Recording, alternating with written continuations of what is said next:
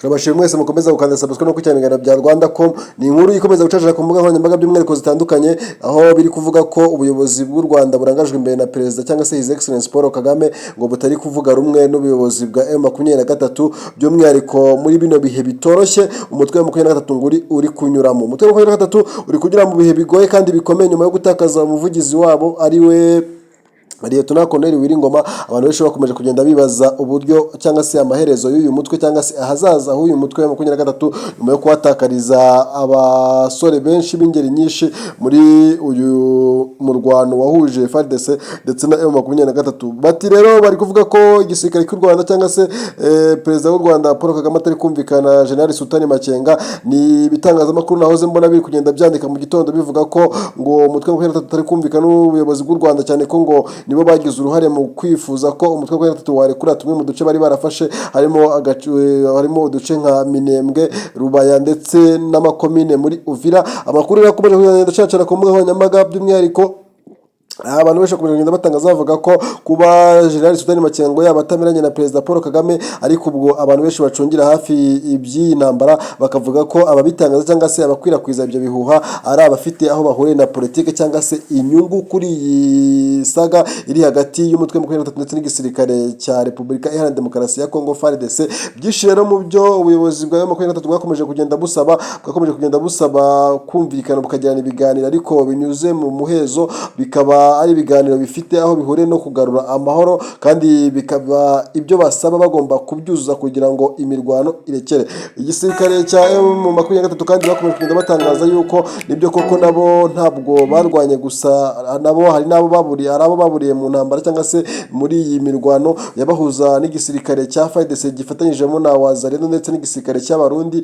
Bakavuga ko iyi ntambara nabo yabashigeshe, gusa nta muntu utifuza amahoro. Ubuyobozi bwa Repubulika ya Demokarasi ya Kongo burangajwe imbere na Felix Tshisekedi bisa nkaho kuri iyi ntambara asa nkaho yahahamutse akagira ubwoba, cyane ko mu bitangazamakuru byinshi yagiye abasha kwitabira, yabasha kuvuga ko igisirikare cya 23 ntabwo bakimuteye, ahubwo abamuteye ubwoba ari nabo bamubabaza bakamutera agahinda, ngo ni RDF cyangwa se Rwanda Defense Force, ubu gisirikare cya perezida Paul Kagame cyangwa se cy'igihugu cy'u Rwanda. Bakavuga ko ngo M23 ishobora kuba ifashwa n'igihugu cy'u Rwanda kurwana, kubera ko uburyo barwanamo ntabwo ari amaduba ahubwo ni inkotanyi. Felix Tshisekedi iyo agerageje kwitabira ibitangazamakuru byinshi bikomeye by'umwihariko ku isi, nk'ikinyamakuru igeze kwita nka interview igeze gukora ku kinyamakuru de France 24 igeze gutangaza ko ubuyobozi bw'u Rwanda mubangamira cyane, ngo bwifuza gukuraho ubuyobozi bwiwe ngo bugashyiraho ubuyobozi bashaka aribwo bw'abanyamurenge cyangwa se aribo bakuye mu mutwe wa 23. Leta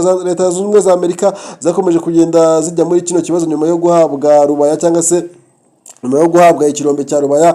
Basa nkaho kesi bayigize ndende bayishyira ku rundi rwego, ubwo batangazaga ko perezida w'u Rwanda Paul Kagame agenda agafata umutwe wa 23 akawohereza ibikoresho byose bishoboka kugira ngo babone uko barwanya FARDC. Ibiro nyuma yaho bibaye bisa nkaho ni ikintu gikomeye cyane, ikintu cyashigeshe umutwe wa 23. Rero bakavuga ko nyine nta muntu ubafasha, ahubwo ikintu bakora ngo ni kubabeshyira kugira ngo babone uko babahakura cyangwa se babone uko Amerika yafasha FARDC mu rwego kugira ngo baneshe uyu mutwe wa M23. Amerika igituma abantu benshi bakomeje kuyanga bakanayishyiramo ni mu gihe iyibonye ahantu hafite inyungu ikora uko ushoboye wowe ikagukuramo. Nibyo yakoze ku Rwanda ubwo banashyiraga ibyo bita na sanctions cyangwa se ibihano bakabifatira u Rwanda, ubwo bavuga ko u Rwanda ubukuru ubungubu hari ibihano byinshi bagiye bafatira, bakavuga ko bimwe mu bihano bafatiye igihugu cy'u Rwanda cyangwa se igisirikare cy'u Rwanda harimo n'abajenerali bagiye bafata ibyo bihano ndetse na His Excellency Paul Kagame.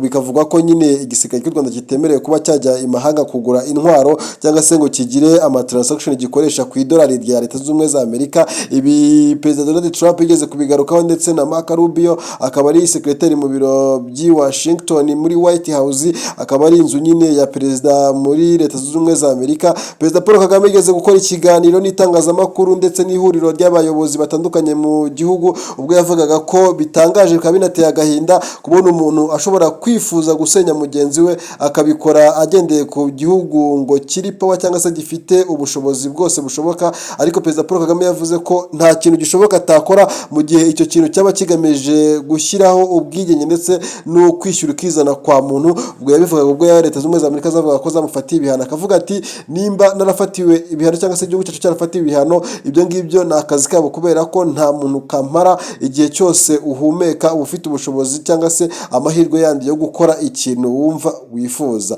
Inkuru rero ikomeza kubabaza abantu benshi cyane, nyine ni inkuru iri kujya mu bitangazamakuru bavuga ko umutwe wa 23 ndetse na Perezida w'u Rwanda Paul Kagame ngo bashobora kuba batari gucana waka nyuma yaho ngo hari uburyo babafungiye intwaro bikaba bitagishoboka ko kugura intwaro bishobotse. Ubwo rero ngo bikaba ngombwa ko umutwe wa 23 hari intwaro zimwe na zimwe ugenda ubura, bikaba ngombwa ko ukomeza kugenda urekura tumwe mu duce bari barafashe. Abandi bakagira bati umutwe wa 23 nta gahunda nimwe ufite yo kuva mu gihugu cyangwa ukarekura na Goma, ahubwo basa nkaho basubiye inyuma bagamije gusimbuka harehare inka bya bindi ngo ujya gusiga uramurinda. Ibingibi rero bisa nkaho nyine M23 yaba yarabipanze uko nguko, gusa amakuru ari hanze mu bitangazamakuru ni amakuru nyine yavugaga yuko nyine ngo uyu mutwe utari kumvikana n'ubuyobozi bwa Perezida Paul Kagame. Ubwo tukibaza ngo ese nimba batari kumvikana, ubundi ikinyamakuru gitinyuka kwandika ngo ntabwo bari kumvikana, ubundi babazi bumvikana ryari? Iryo jambo rabo turyibajije